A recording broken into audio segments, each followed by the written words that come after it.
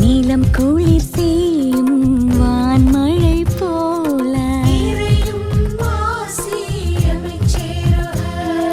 வான்வெளி உலவும் சூரியன் நிலவாய்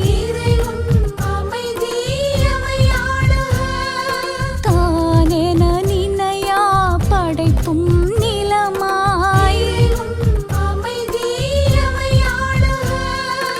ஆசியும் கிறிஸ்துவின் மனநிலை வேண்டும். ஆசியும் அமைதியும் அகம் சேரவே இயேசு கிறிஸ்துவின் மனநிலை வேண்டும்.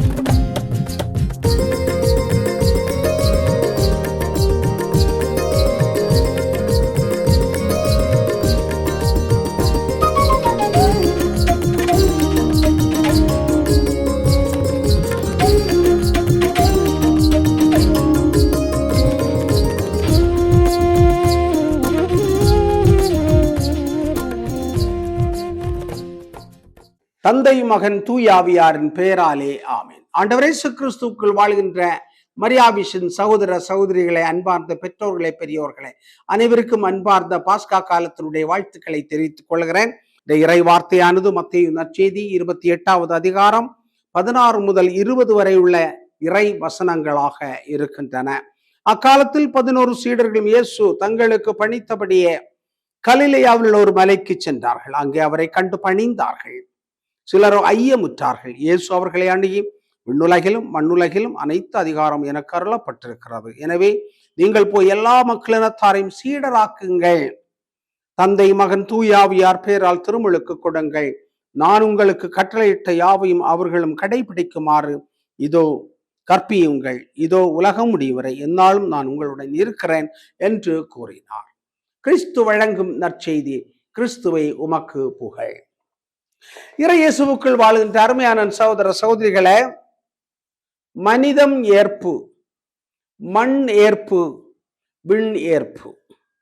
இயேசுனுடைய விண்ணேற்பு பெருவிழாவை நாம் கொண்டாடுகின்ற பொழுது அன்புக்கும் பாசத்திற்கும் உரிய மரியாவிஷன் நேயர்களே, அன்பர்களே, நண்பர்களே, ஆர்வீர் பெற்றோர்களே, மனிதம் ஏற்பு.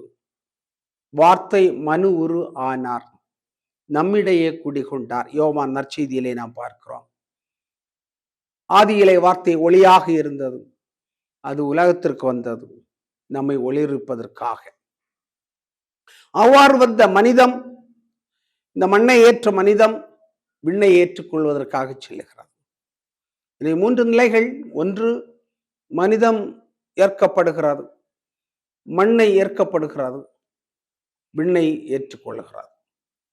எனவே ஆண்டவர் இயேசு கிறிஸ்துவுக்குள் வாழ்கிற அருமையான சகோதர சகோதரிகளே, இன்று உலகெங்கும் சென்று கற்பியுங்கள், சீடராக்குங்கள் என்று ஆண்டவர் சொல்லுகிற பொழுது அருமையாக ஒரு நல்ல செய்தியை, மனிதன் எவ்வாறு இந்த மனித தன்மையை ஏற்றுக்கொள்ள வேண்டும், மனித தன்மையில் வாழுகின்ற இந்த சமூகத்தை ஏற்றுக்கொள்ள வேண்டும்.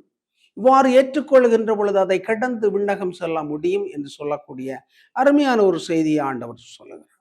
இது வெறும் இடம் சார்ந்ததோ, பொருள் சார்ந்ததோ, ஆள் சார்ந்ததோ அல்ல, மாறாக வாழ்வு சார்ந்தது. வார்த்தை மனு உரு ஆனார், நம்மிடையே குடிகொண்டார்.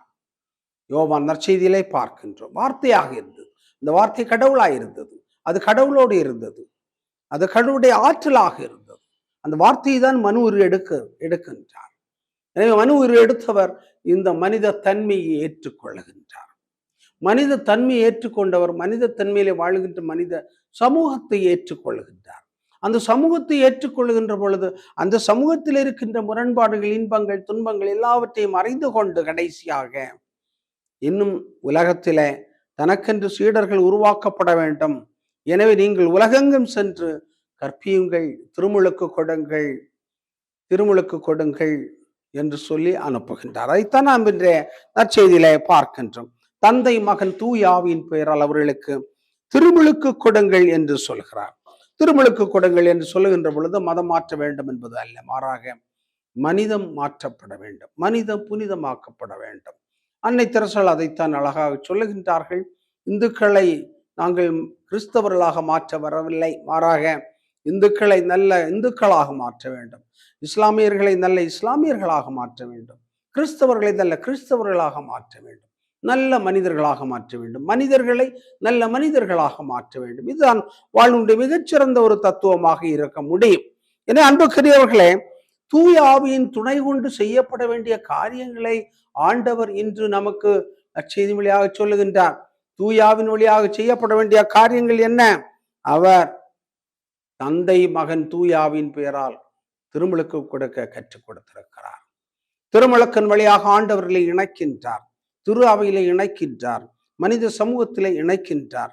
இவ்வாறு இணைக்கின்றவர் அந்த மனித சமூகத்தை ஏற்றுக்கொள்வதற்கு கற்றுக் கொடுக்கின்றார்.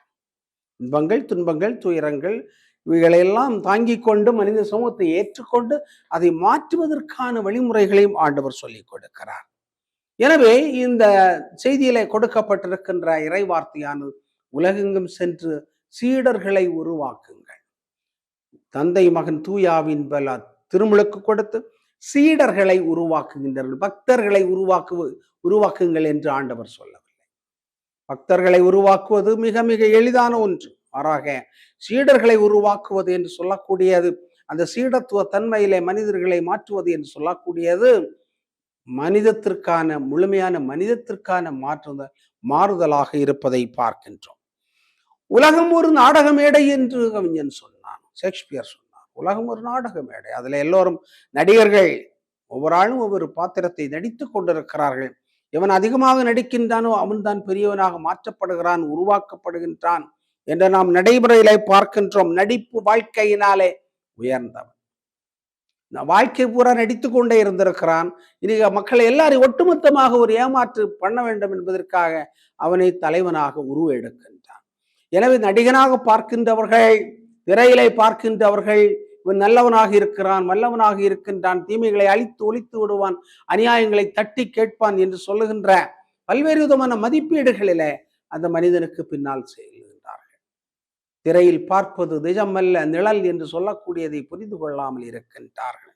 எனவேதான் இன்று பார்க்கின்றோம், சட்டப்பேரவைகளிலே, பாராளுமன்ற பேரவைகளிலே பதவி ஏற்றல் என்று சொல்லக்கூடிய வார்த்தையை நாம் கேட்கின்றோம். பதவி ஏற்பு, பதவி ஏற்பு, பொறுப்பு ஏற்பு அல்ல, பணி ஏற்பு அல்ல, பணி ஏற்பு அல்ல, பதவி ஏற்பு. ஆண்டவர் இயேசு கிறிஸ்துவில் அன்புக்குரியவர்களே, ஆண்டவர் இயேசு தன்னுடைய சீடர்களுக்கு சொல்லிக் கொடுக்கின்ற பொழுது, கற்றுக் கொடுக்கின்ற பொழுது, அவருடைய பாதங்களை கழுவி அதை முத்தமிடுகின்ற பொழுது, நான் எதை செய்தனோ அதைத்தான் நீங்கள் செய்ய வேண்டும் என்று சொல்லிக் கொடுத்திருக்கிறாரே ஒழிய அதை பதவியாக ஏற்றுக்கொள்ளவில்லை. தூய பவுலடிகளார் பிலிப்பியருக்கு எழுதிய திருமுகத்துல சொல்வது போன்று, கடவுள் தன்மையில் விளங்கிய அவர் மனிதனுடைய உருவெடுத்தார்.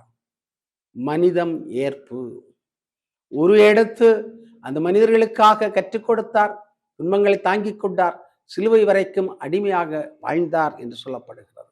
அடிமை தன்மையை ஏற்றுக்கொண்டார் என்று சொல்லப்படுகிறது. எனவே மனிதத்தை ஏற்றுக்கொள்கிறார், மண்ணின் மக்களை ஏற்றுக்கொள்கின்றார். எனவே அவர் கொல்லப்பட்டார். கொல்லப்பட்டவர் என்ன செய்யப்படுகின்றார்? விண்ணகத்திற்கு செல்ல தகுதியாகின்றார். எனவேதான் இன்று நாம் ஆண்டவர் இயேசுவினுடைய விண்ணேற்பின் பெருவிழாவை கொண்டாடுகின்ற பொழுது, அன்புக்குரிய மரியாவிஷன் நேயர்களே, நீங்கள் சிந்தித்து பார்க்க வேண்டுமாய் வேண்டுகின்றேன். பதவி ஏற்பு அல்ல, இயேசுனுடைய இந்த விண்ணேற்பு என்பது பதவி ஏற்பு அல்ல, அவருடைய பணி வாழ்க்கையில் ஏற்பட்ட ஒரு மாற்றம், பணி வாழ்வு. எனவேதான் இன்றும் நம்மோடு இருந்து கொண்டிருக்கிறார், இருந்து நம்மை வழிநடத்துகிறார், அதே பணியை செய்ய வேண்டும் என்று சொல்கிறார். எனவே தூயாவினுடைய அருளை பெற்றவர்கள் இயேசுனுடைய பணியை செய்ய வேண்டும். நான் 2வது வாசகத்திலே சொல்லப்பட்டிருக்கிறது, ஞானத்தையும் அறிவையும் பெற்று முதிர்ந்து தேர்ந்து தெளிந்து பணிவிடை செய்யுங்கள். பக்தர்களை அல்ல, சீடர்களை உருவாக்குங்கள். சீடர்கள் என்றால் கொள்கை இருக்க வேண்டும், கோட்பாடு இருக்க வேண்டும், குறிக்கோள் இருக்க வேண்டும், தியாகம் செய்வதற்கான மனம் இருக்க வேண்டும், என் உயிரை கொடுப்பதற்கான தைரியம் இருக்க வேண்டும். அதைத்தான் இயேசுனுடைய சீடர்கள் செய்தார்கள். பக்தர்களாக மட்டும் இருந்தவர்கள் தப்பித்து ஓடினார்கள். இன்று நாம் பார்க்கின்றோம், துன்பங்கள், துயரங்கள், நெருக்கடிகள் வருகின்ற பொழுது மக்கள் தப்பித்து ஓடத்தான் பார்க்கிறார்களே ஒழிய சீடர்களாக இருக்க வேண்டும் என்று சொல்லக்கூடியவர்கள் குறைவாக இருக்கிறார்கள். எனவே ஆடம்பரமும் நடிப்பு தன்மை, நடிப்பிற்கெல்லாம் முதலாவதாக இருக்கின்ற பெரும் நடிப்பாய் காட்டுகிறவர்கள் எவரோ அவர்கள் தான் தலைவர்களாக ஏற்றுக்கொள்ளப்படுகிறார்கள், நல்லவர்களாக சொல்லப்படுகிறார்கள், போற்றப்படுகிறார்கள், புகழப்படுகின்றார்கள், விளம்பரங்களை தேடிக்கொள்ளுகின்றார்கள்.